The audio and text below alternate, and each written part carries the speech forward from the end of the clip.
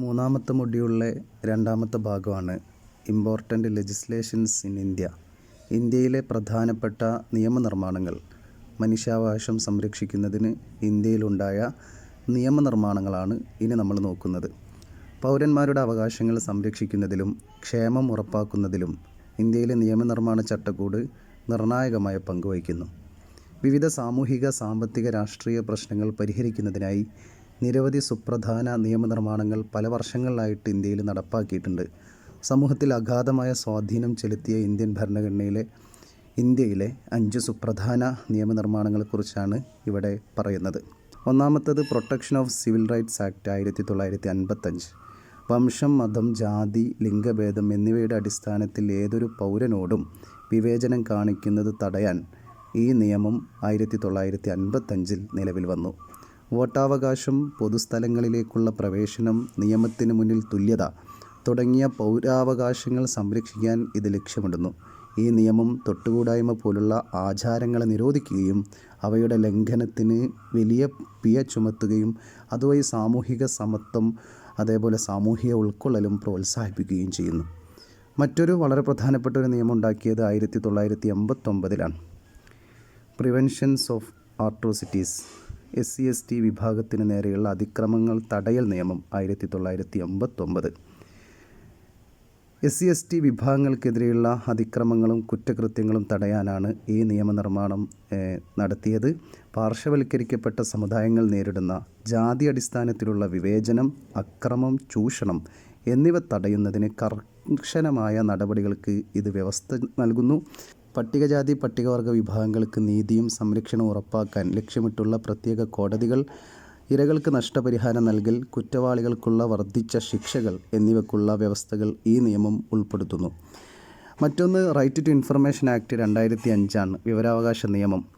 വിവരാവകാശ നിയമം 2005 പൊതു അധികാരങ്ങളിൽ നിന്ന് വിവരങ്ങൾ ആക്സസ് ചെയ്യാൻ പൗരന്മാരെ പ്രാപ്തമാക്കുന്ന ഒരു സുപ്രധാന നിയമനിർമ്മാണമാണ്.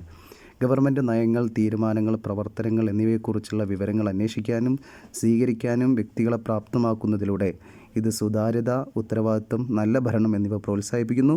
പൊതുജന പങ്കാളിത്തം വർദ്ധിപ്പിക്കുന്നതിനും അഴിമതി തടയുന്നതിനും ജനാധിപത്യ പ്രക്രിയകൾ ശക്തിപ്പെടുത്തുന്നതിനും വിവരാവകാശ നിയമം ശക്തമായ പങ്ക് വഹിക്കുന്നു. മറ്റൊന്ന് the sexual harassment of women at work place 2003 ആക്റ്റാണത്. ജോലിസ്ഥലത്ത് സ്ത്രീകൾക്ക് നേരെയുള്ള ലൈംഗികാക്രമം തടയുന്ന നിയമം. ലൈംഗികാക്രമം തടയുക, അത് നിരോധിക്കുക, അതിന് പരിഹാരം കണ്ടെത്തുക, ഇതൊക്കെയാണ് 2013 നിയമത്തിൻ്റെ ഭാഗമായിട്ടുണ്ടായത്. സ്ത്രീകൾക്ക് സുരക്ഷയും മാന്യവുമായ തൊഴിലന്തരീക്ഷം സൃഷ്ടിക്കുന്നതിനുള്ള സുപ്രധാന ചുവടുവെപ്പാണ് 2013 ലൈംഗിക പീഡന നിയമം. ഇത് ലൈംഗിക പീഡനത്തെ എന്താണെന്ന് നിർവചിക്കുന്നു, അതിൻ്റെ പരാതികൾ തടയുന്നതിനും പരിഹരിക്കുന്നതിനുമുള്ള സംവിധാനങ്ങൾ സ്ഥാപിക്കുന്നു. കൂടാതെ എല്ലാ ജോലി സ്ഥലത്തും ഒരു ഇൻറ്റേർണൽ കംപ്ലയിൻറ്റ് കമ്മിറ്റി സെല്ല് ഉണ്ടായിരിക്കണമെന്ന് നിർബന്ധിക്കുന്നു.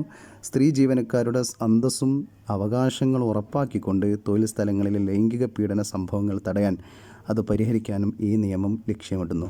മറ്റൊന്ന് the rights of persons with disabilities act 2016 ഭിന്നശേഷിക്കാരുടെ അവകാശ നിയമം 2016. ഭിന്നശേഷിക്കാരുടെ അവകാശ നിയമം 2016 പ്രകാരം സമത്വവും വിവേചനരഹിതവും സമൂഹത്തിൽ ഭിന്നശേഷിക്കാരുടെ സമ്പൂർണ്ണ പങ്കാളിത്തവും പ്രോത്സാഹിപ്പിക്കുന്ന ഒരു സമഗ്ര നിയമനിർമ്മാണമാണ്.